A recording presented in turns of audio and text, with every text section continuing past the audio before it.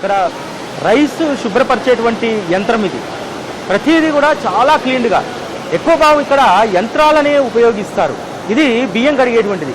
బియ్యం దాంట్లో పోస్తే అక్కడ వెనకాల వాటర్ ఉంటాయి, ఆ వాటర్లోకి వెళ్తాయి. ఈ వాటర్ కూడా ఎంత శుభ్రంగా ఉంటాయో చూడండి. వాటరు ఇక నీరు వచ్చిన తర్వాత ఇందులో బియ్యాన్ని ముంచుతారు, అప్పుడు పరిశుభ్రంగా క్లీన్ అవుతుంది. ఇది కూడా చాలా ప్యూరిఫైడ్ వాటర్ తోటి బియ్యాన్ని కడుగుతారు. ఎందుకంటే ఇక్కడ నాణ్యతతో పాటు చేసేటువంటి విధానంలో కూడా చాలా పరిశుభ్రంగాను, అదేవిధంగా తీసుకోవాల్సినటువంటి అన్ని జాగ్రత్తలు కూడా తీసుకోవడం జరుగుతుంది.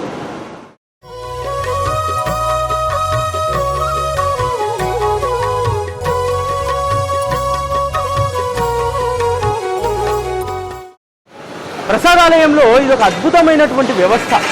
సుమారు 15 సంవత్సరాల క్రితం బాబా ముందస్తుగా వచ్చేటువంటి అనేక పరిణామాలను వారు ఎరుగుతారు. కాబట్టి ఇక్కడ ఆహారాన్ని వండడానికి స్ట్రీమ్తో కూడినటువంటి వ్యవస్థ ఇది. ప్రసాదాలయం పైన ఉన్నటువంటి సోలార్ యంత్రాల ద్వారా, ఆ ఎనర్జీ ద్వారా ఈ స్ట్రీమ్ను తయారు చేస్తారు. ఇక్కడ రోజుకు కొన్ని వందల కిలోల బియ్యం ఇక్కడ ఈ స్ట్రీమ్ కుక్కర్లో ఉడకడం జరుగుతుంది. ఇది నిజంగా ప్రపంచంలో ఒక అద్భుతం. 15-16 సంవత్సరాల క్రితం ఎవరూ ఊహించినటువంటి ఒక వ్యవస్థ. అందుకే ఈరోజు బయట ప్రపంచంలో ఎంత సంక్షోభం వచ్చినా సరే ఇక్కడ ఆహార సంక్షోభం అనేటువంటిది ఇప్పుడు కాదు, ఈ యుగాంతం వరకు కూడా ఉండదనేటువంటిది ఇక్కడ ఉన్నటువంటి వ్యవస్థను చూస్తే అర్థమవుతుంది. వీళ్ళు గ్యాస్ పైన ఎక్కువగా ఆధారపడలేరు. కేవలం పెద్ద పెద్ద కూరల కోసం, వాటి వండడానికి కోసం మాత్రమే డీజిల్ స్టవ్లను వారు ఉపయోగిస్తున్నారు. ఇక్కడ ప్రస్తుతం గ్యాస్ వినియోగం 0. ఈరోజు ప్రపంచంలో గ్యాస్ లేక అన్నదాన సత్రాలు చాలా మట్టుకు భోజనాలను తగ్గించేశాయి. దేవాదాయ ధర్మాదాయ శాఖ ఆధ్వర్యంలో దేశవ్యాప్తంగా ఉన్నటువంటి అనేక ఆలయాల్లో ఆహార పదార్థాలకు సంబంధించినటువంటి వండేటువంటి పరిణామం తగ్గింది, పెట్టేటువంటి ఐటమ్స్ తగ్గాయి. ఈవెన్ అయోధ్య రామజన్మభూమి అన్నప్రసాదాలయాన్ని మేము మార్చి 16 నుంచి మూసివేస్తున్నాము, గ్యాస్ కొరత మూలంగా మేము భోజనాన్ని పెట్టలేకపోయామన్నారు. షిరిడీ సంస్థానం మాత్రము ఈ ప్రపంచం ఉన్నంతకాలం, ఈ ప్రపంచంలో అందరూ సజీవంగా ఉన్నంతకాలం ఏ రోజు కూడా అటువంటి ప్రకటన చెయ్యరు. ఎందుకంటే ఇది మనుషులతోనో సంస్థతోనో నడుస్తున్నటువంటిది కాదు. దీని వెనకాల శ్రీ సాయిబాబా అనేటువంటి అద్వితీయమైనటువంటి శక్తి ఇక్కడ దాగి ఉంది. ఇక్కడ వంట చేసే విషయంలో, ఆ క్వాలిటీని నిర్వహించేటువంటి విషయంలో ఎంత శ్రద్ధ తీసుకుంటారంటే, మామూలుగా ఇక్కడ స్టీమ్లో వండితే అన్నం ముద్ద ముద్దగా అవుతుంది. కానీ ఇక్కడ మీరు చూసినట్టయితే ప్రతి పలుకు కూడా మనకు విడివిడిగా కనిపిస్తుంది. అంటే వండేటువంటి ఆ సాంకేతికత కూడా ఇక్కడ ఎంతగా ఉపయోగపడుతుంది ఇక్కడ క్వాలిటీని మెయింటైన్ చేయడంలో. ఇక్కడ మనం వండినటువంటి అన్నాన్ని చూస్తూ ఉన్నాం. ఇటువంటివి రోజుకు కొన్ని వందల బహుగోన్లు అన్నం ఇక్కడ వండబడుతుంది. అందుకనే ఇది అన్నపూర్ణగా శాశ్వతమైనటువంటి ఈ యుగం ఉన్నంతకాలం, ప్రపంచం ఉన్నంతకాలం నిత్య అన్నపూర్ణగా ప్రసాదాలయం వర్ధిల్లుతూ ఉంది.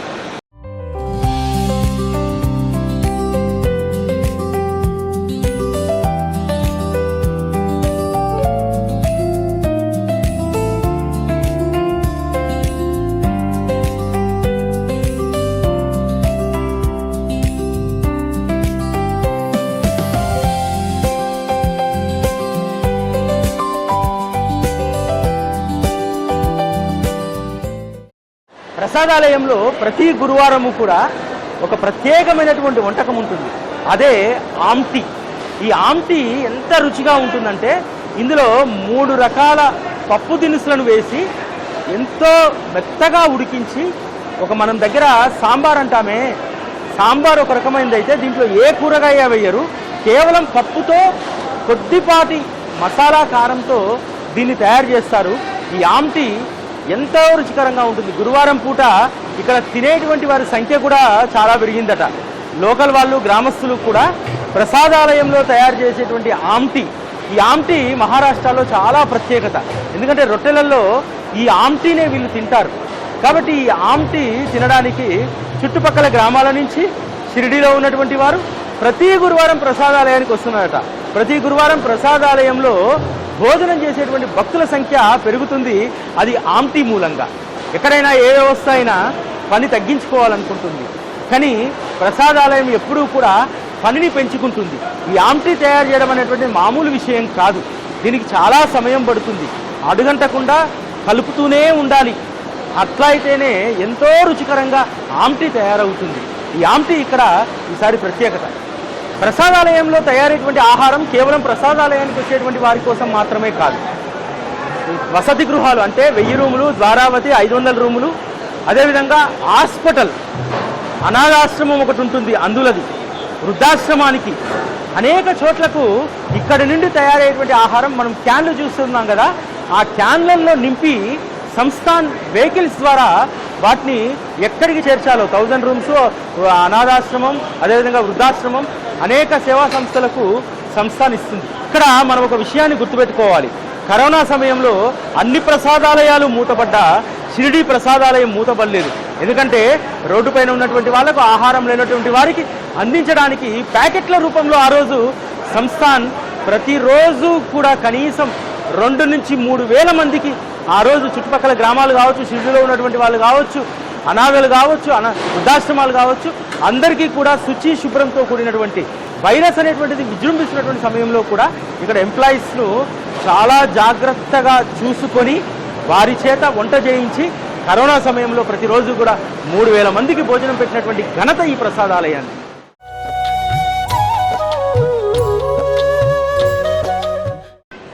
ప్రసాదాలయంలో ఒక ప్రధానమైనటువంటి విభాగం చపాతీ తయారీ కేంద్రం. ఇక్కడ రోటీని తయారు చేస్తారు. అందుకోసము కావలసినటువంటి ఆటాను, గోధుమ పిండిని అందులో పోసుకొని నీరుని సమపాలలో పోస్తారు. ఆ తర్వాత వేయాల్సినటువంటి ఉప్పు, అంటే ఒక్కసారికి ఎంత పిండి పడుతుంది, ఎంత నీళ్లు పోయాలి, ఉప్పు ఎంత వేయాలి. ఆ తర్వాత దీనిని మాన్యువల్గా ఎక్కడా కూడా చేయరనమాట. పిసకడం లాంటివి ఏమి ఉండవు. ఇక్కడ మిషన్ ద్వారానే పిండి అంతా కూడా కలపబడుతుంది. ఆ కలపబడ్డటువంటి పిండి అది ఎక్కడా కూడా వ్యాపించకుండా మళ్ళీ దానికి మూత వేసేసి మొత్తం కూడా, అంటే చపాతీ యొక్క మిక్సింగ్ అంతా కూడా ఇదే మిషన్లో జరుగుతుందన్నమాట. ఇక్కడ 3 యంత్రాలు ఉన్నాయి. ఈ 3 యంత్రాలు నిరంతరము కూడా చపాతీలకు కావలసినటువంటి, రొట్టెలకు కావలసినటువంటి పిండిని అవి తయారు చేసి ఇస్తాయన్నమాట. ఇక్కడ చేత్తో మాన్యువల్గా చేసేటువంటిది ఏమీ ఉండదు. అంతా కూడా చపాతీ మిక్సింగ్ అంతా కూడా మిషన్ల ద్వారానే జరుగుతుంది. కేవలం చపాతీలు మాత్రమే వారు చేతులతో చేస్తారు. ఇంతకుముందు చపాతీ యంత్రం ఉండేది, కానీ దాని ద్వారా సరిగ్గా కాలకపోవడము, నాణ్యత లోపించడం మూలంగా మళ్ళీ సంస్థాన్ సాంప్రదాయ పద్ధతి అయినటువంటి చేతితో రొట్టెలు చేసేటువంటి విధానాన్ని ఇక్కడ అమలుపరుస్తుంది.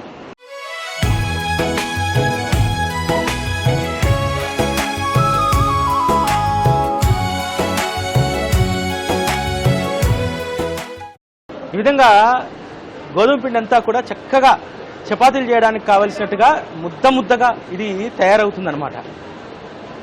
ఇంకా కొంచెం పిండి గట్టిగా ఉంది కాబట్టి నీళ్ళని వేసుకుంటూ ఉన్నారు. అంటే పిండిని బట్టి నీరు, అదేవిధంగా ఏ స్థాయిలో అయితే ముద్దగా కావాలో అది ఆ స్థాయిలో ముద్దగా వీరు తయారు చేయడం జరుగుతుంది. నిజంగా చపాతీలు చేయడం అనేటువంటి దాంట్లో పిండి పిసకడం అనేటువంటిది, ఏదో ఇంట్లో 10 మందికి పిండి పిసుకోవడం అనేటువంటిది చాలా కష్టంగా ఉంది. కానీ ఈరోజు కొన్ని వేల మందికి ఇక్కడ చపాతీలు అన్లిమిటెడ్గా ఇస్తారు. కొన్ని వేల మందికి దాదాపు లక్షల చపాతీలు ఇక్కడ చేయబడతాయి. ఒక్కొక్కరు 3 నుంచి 4 వరకు కూడా తింటారు చపాతీలు. కాబట్టి నిత్యం వచ్చేటువంటి 15,000 మందికి చేయాలంటే ఖచ్చితంగా 1,00,000 చపాతీలు ఇక్కడ అక్షరాల చేయాల్సిందే. రొట్టె తయారీ విధానం ఏ విధంగా ఉంటుందో చూద్దాం ఇప్పుడు మళ్ళీ మనం. మిషన్ నుంచి వచ్చినటువంటి పిండిని ఇక్కడ ఉల్లెలుగా చేస్తారు. ఉల్లెలు చేసి వాటిని పెద్దగా చేసి పైన ఎవరైతే చపాతీలు చేస్తున్నారో, రోటీ చేస్తున్నారో వాళ్లకు అందియడం జరుగుతుంది.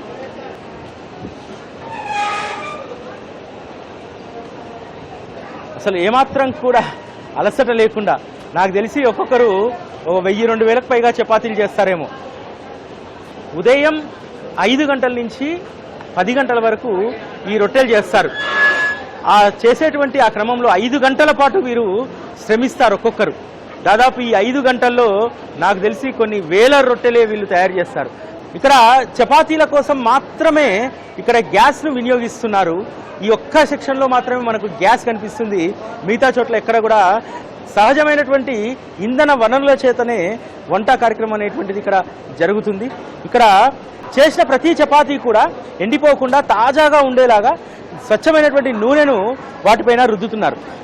అలా చేసినటువంటి రొట్టెలను మళ్ళీ వేడి తగ్గకుండా ఉండడానికి, ఎందుకంటే ఒక ప్రసాదాలయమే కాదు కదా, అనేక చోట్లకు వీటిని పంపించాలి కదా, అందుకోసం వేడి చల్లారకుండా చక్కగా హాట్ బాక్స్లో పెట్టడం జరిగింది. ఇక్కడ మనం చూస్తున్నాం కదా ఈ చపాతీ యొక్క సైజు. ఈ చపాతీని ఇక్కడ చపాతీ అనరట, రోటీ అనరట, స్వామినారాయణ రోటీ అని అంటారంట. ఎందుకంటే భగవంతునికి పెట్టేటువంటి రోటీ ఈ సైజులో ఉంటుందట. నారాయణుడికి సమర్పించేటువంటి రోటీ, నారాయణుడి పేరు మీద ఉన్నటువంటి ఈ రోటీని ఇక్కడికి వచ్చేటువంటి నరులందరూ కూడా ఎంతో తృప్తితో భోజనం చేస్తారు. ఇది మామూలుగా రోటీ మన దగ్గర చేసేటువంటి దాంట్లో దాదాపు 2 రొట్టెలతో ఈ ఒక్క రొట్టె సమానం అన్నమాట. అంత పెద్దగా ఉంటుంది. ఈ స్వామినారాయణ రోటీ ప్రసాదాన్ని అందరూ కూడా వేడివేడిగా కింద ప్రసాదాలయంలో భోజనం చేయడం జరుగుతుంది.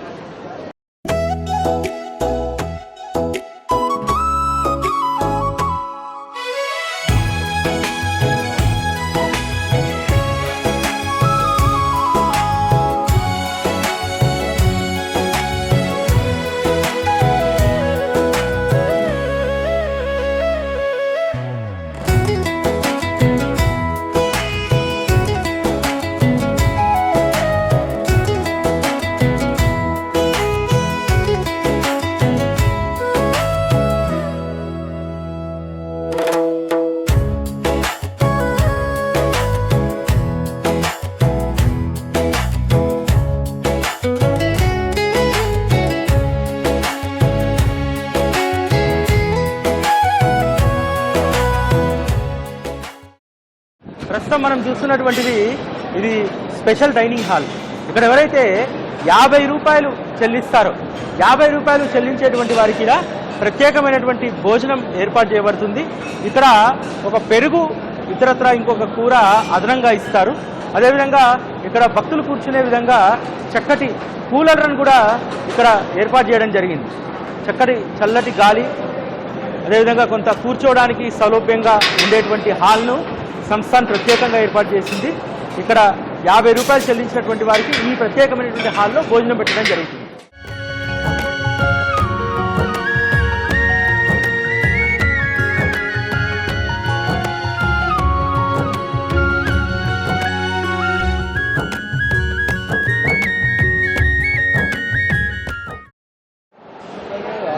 ఇప్పుడు 9 గంటల 20 నిమిషాలు అవుతుంది. దాదాపుగా ప్రసాదాలయంలోకి భక్తులందరూ కూడా ప్రవేశిస్తున్నారు. 8-8:30 నుంచే అనేక దూర ప్రాంతాల నుంచి వచ్చినటువంటి భక్తులు చాలామంది ఇక్కడ మొదట భోజనం చేసిన తర్వాత దర్శనానికి వెళ్తారు. ఎంతో సుదూర ప్రాంతాల నుంచి వచ్చినా సరే ఇక్కడ భోజనానికి లోటు ఉండదు. అది పెద్ద పెద్ద స్థాయిలో ఉన్నటువంటి అధికారులైనా సాధారణ జనమైన అందరికీ ఒకే రకమైనటువంటి భోజనాన్ని ఇక్కడ ఏర్పాటు చేయడం జరుగుతుంది.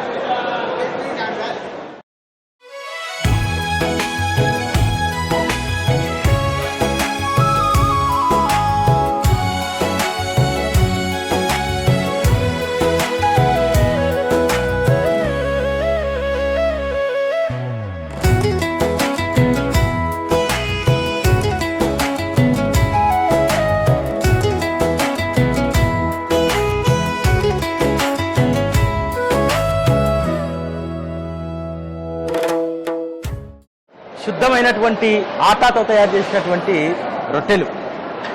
ఇక్కడ ఎన్ని రొట్టెలు తిన్నా, ఎంత భోజనం చేసినా ఎవరు అడగరు. మరలా మరలా కావాలా అని చెప్పి భోజనం పెడుతూ ఉంటారు. మనం చాలా ప్రసాదాలయాల్లో చూస్తూ ఉంటాం. కూర కానీ, రొట్టె కానీ, ఏదైనా పదార్థం అన్నం మినహా మిగతావన్నీ కూడా కేవలం ఒక్కసారి మాత్రమే పెడతారు. కానీ ఇక్కడ అలా కాదు. తిన్నంత వారికి తిన్నంత.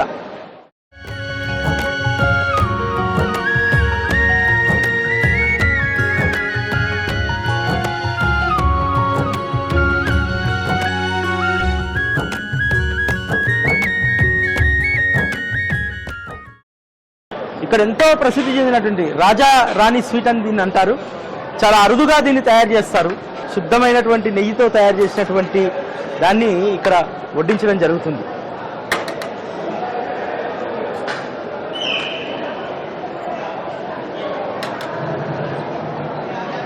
ఇందులో చిన్న చిన్న గులాబ్ జాములు కూడా వేస్తారు. మిఠాయితో కూడినటువంటి బూందీ ఉంటుంది. ఆ బూందీతో పాటు చక్కగా అందులో చిన్న చిన్న రసగుల్లాగా వేశారు కదా, వీటిని చూడండి. ఈ చిన్న చిన్న రసగుల్లాలు గులాబ్ జామున్, చిన్న గులాబ్ జామున్ దీంట్లో వేశారు. రాజారాణి మిక్స్ బూందీ, అదేవిధంగా దాంట్లో గులాబ్ జాములు. నిజంగా బాబా వచ్చినటువంటి వారికి ఏ లోటు చేయరు. అందుకు సూచిక ఇక్కడ చేసేటువంటి వంటకాలు. ఈ ప్రసాదాన్ని మనం కూడా తీసుకుందాం. చాలా రుచికరమైనటువంటి ప్రసాదం.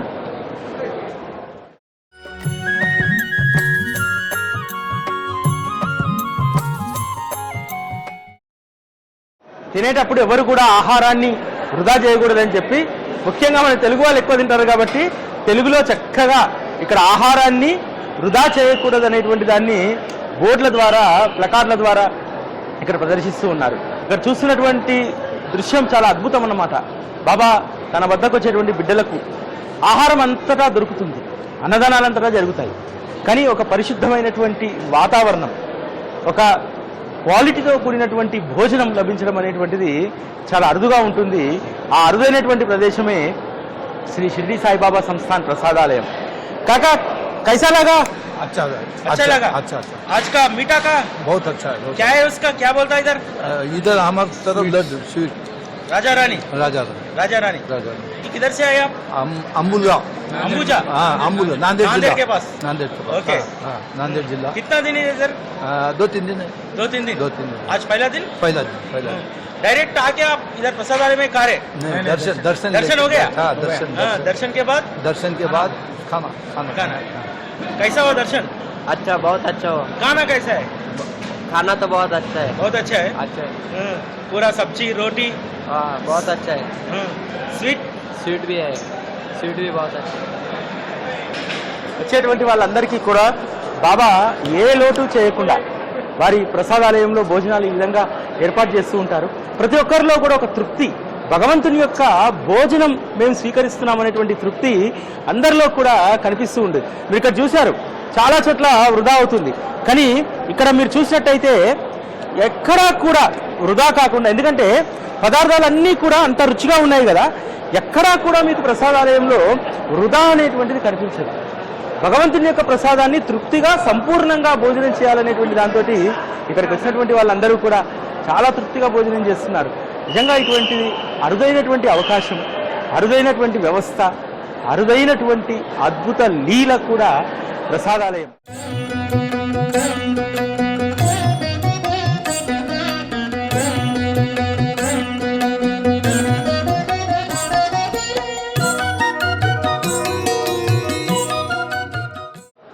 ఇది ప్రసాదాలయ వైభవం. ప్రతి మోములోనూ ఆనందం, ప్రతి మోములోనూ తృప్తి.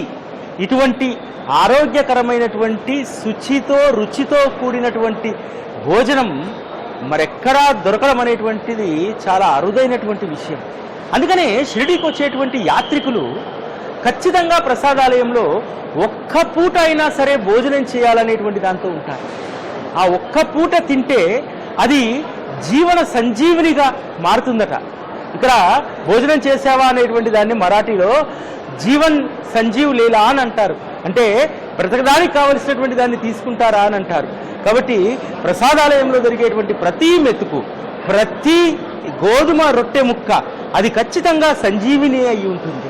అందుకనే ఇక్కడికి వచ్చి ఎవరైతే భోజనాన్ని చేస్తారో ఆ భోజనం చేసేటువంటి వారికి రుగ్మతలు తొలగిపోతాయట, ముఖ్యంగా మానసిక ఆందోళనలు తీరిపోతాయట. అందుకని ఈ ప్రసాదాలయానికి అంత గొప్ప మహిమ. ప్రసాదాలయం మూసేసేటువంటి రాత్రి 11 గంటల వరకు కూడా వచ్చినటువంటి వారికి ఎంతో సహనంతో, ఎంతో శ్రద్ధతో, ఎంతో ఓపికతో ఇక్కడ భోజనం చేస్తారు. ఇక్కడ భోజనానికి ఎందుకు ఇంతమంది వస్తారంటే ఇక్కడ జరిగేటువంటి సేవలో శ్రద్ధ ఉంది, అదేవిధంగా ఒక సబూరీ ఉంది. ఎవరు ఎన్నిసార్లు అడిగినా లేకపోతే ఎవరెన్ని కావాలన్నా ఓపికతో ఇక్కడ సర్వ్ చేస్తూ ఉంటారు. అందుకనే శ్రద్ధ సబూరితో కూడినటువంటి దివ్య ఔషధం జీవన సంజీవని ఈ ప్రసాదాలయంలో లభిస్తుంది. చాలామంది భోజనం చేసి బయటికి వెళ్తూ ఉన్నారు. వారు యొక్క ఫీడ్బ్యాక్ తెలుసుకుందాం. కైసా ఇదర్ ఖానా? खाना बहुत अच्छा था.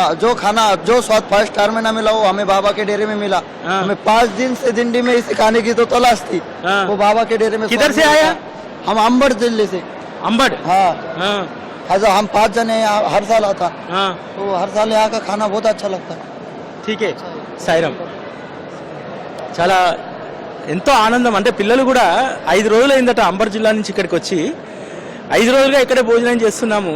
బాబా భోజనం ఎంత రుచికరంగా ఉందంటే 5 స్టార్ హోటల్లో కూడా అటువంటి రుచికరమైనటువంటి భోజనం ఉండదేమో అని అంటున్నారు. ఎందుకంటే ఉండదేమో అంటే వాళ్ళు పాపం వెళ్ళలేదు కదా. అంతకంటే మధురమైనటువంటి అనుభూతి ఇక్కడే ఉంటుందని చెప్పి ఆ పిల్లలు చెప్తుంటే నిజంగా ఎంత ఆనందం కలుగుతుందంటే అంత ఆనందం కలుగుతుంది. ఇక్కడ భోజనం చేసినటువంటి వాళ్ళందరూ కూడా వెళ్తున్నారు. కైసలాగా ఖానా ఇదర్? अच्छा लगा. अच्छा लगा खाना. पूरा टेस्ट अच्छा है? अच्छा है. किधर से आए आप? हम जालने जिले से आए. జాల్నా నుంచి వచ్చారట. చాలా మంది భోజనం చేసి వెళ్తూ ఉన్నారు. ఇది నిరంతరం జరిగేటువంటి ఒక ప్రక్రియ, ఒక రోజుతో అయిపోయేటువంటిది కాదు, ఒక రోజుతో దీన్ని మనం ముగించేటువంటిది కాదు. నిరంతరం ఈ సేవ జరుగుతూనే ఉంది. పరిశుభ్రత విషయంలో కూడా ఇక్కడ ఎంతో శ్రద్ధ తీసుకుంటారు. ప్లేట్ల క్లీనింగ్ దగ్గర నుంచి కూడా ఇక్కడ భోజనం పెట్టేటువంటి ఈ హాల్స్లో ప్రతి భోజనం అయిన తర్వాత అంటే ఒక బంతి ముగిసిన తర్వాత మళ్ళీ శుభ్రంగా దీన్ని క్లీన్ చేస్తారు. ఆ క్లీన్నెస్ అనేటువంటిది ఎట్లా ఉంటుందంటే మీరు ఈ బెంచెస్ చూశారు, కొన్ని సంవత్సరాల క్రితం ఈ బెంచెస్ వేశారు, కానీ ఎక్కడా కూడా ఇంత మరక కానీ దుమ్ము కానీ లేకపోతే ఏమీ మీకు ఇక్కడ కనిపించదు. ఎంతో శ్రద్ధగా ఇక్కడ ప్రతీదీ కూడా శుభ్రం చేస్తారు. ఇక్కడ మనం చూస్తున్నాం, ఇక్కడ భోజనం ముగిసిన తర్వాత ఈ అబ్బాయి ఇక్కడ పడ్డటువంటి ఆహార పదార్థాలన్నింటినీ కూడా క్లీన్ చేస్తూ ఉన్నారు. చక్కగా కర్రతో ప్రతిసారి కూడా భోజనం ముగిసినటువంటి ప్రతిసారి ఈ క్లీనింగ్ జరుగుతుంది. క్లీనింగ్ అయిన తర్వాతనే మరలా ఇక్కడ భోజనాలు వడ్డించడం జరుగుతుంది. ఇది ఫ్లోర్ను క్లీన్ చేస్తుంది. చివరిగా ఏదైనా మిగిలిపోయినటువంటి చాలా చిన్న ధూళిని కూడా ఈ మిషన్ గ్రాబ్ చేస్తుంది. భోజనం ముగిసిన తర్వాత ప్రతి బంతిలోనూ అంటే భోజనాన్ని మొదట 15 వరుసలు, ఆ తర్వాత గ్యాప్ ఇచ్చి మరొక 15 వరుసలు ఈ విధంగా పెట్టుకుంటూ వస్తారనమాట. ఎందుకంటే మొదట భోజనం చేసిన తర్వాత అక్కడ క్లీన్ కావాలి కదా. ఇక్కడ చివరికి వచ్చేసరికి ఇది భోజనం ఇక్కడ పెడుతుంటే మొదటి రో, రెండో రో, మూడో రో క్లీన్ చేస్తూ ఉంటారు. చక్కగా అసలు ఎక్కడా కూడా ఇంత కాంప్రమైజ్ అనేటువంటిది ఉండదు. శుభ్రత విషయంలో, నాణ్యత విషయంలో ప్రసాదాలయానికి పెట్టింది పేరు అని చెప్పి మనం చెప్పవచ్చు.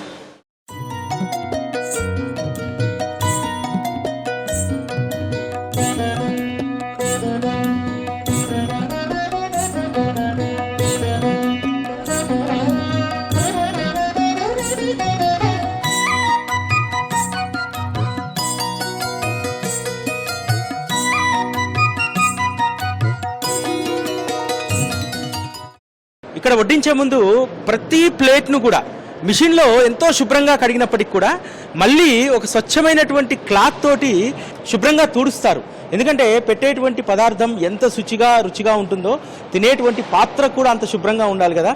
ఈ క్లీనింగ్ విషయంలో మొదట వాటర్లో, ఆ తర్వాత మిషన్లో, ఆ తర్వాత మాన్యువల్గా దీన్ని శుభ్రం చేస్తూ ఉంటారు.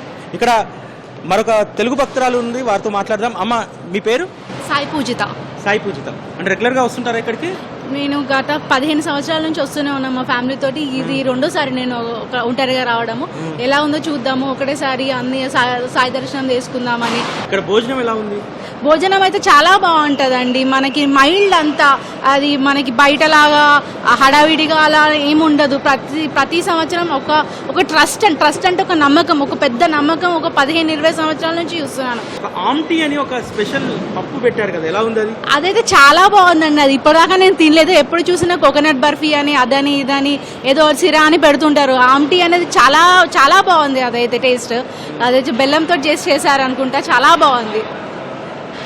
ఇక్కడ ఎవరి నోట విన్నా, ఎందుకంటే అన్నం తిన్నప్పుడు ఆ అన్నం గురించి, అన్నం పరబ్రహ్మ స్వరూపం కదా, ఆ పరబ్రహ్మను మనం స్వీకరించినప్పుడు ఆ పరబ్రహ్మ యొక్క గొప్పతనాన్ని చెప్పాలంటే నిజానికి అక్షరాలు మాటలు సరిపోవు.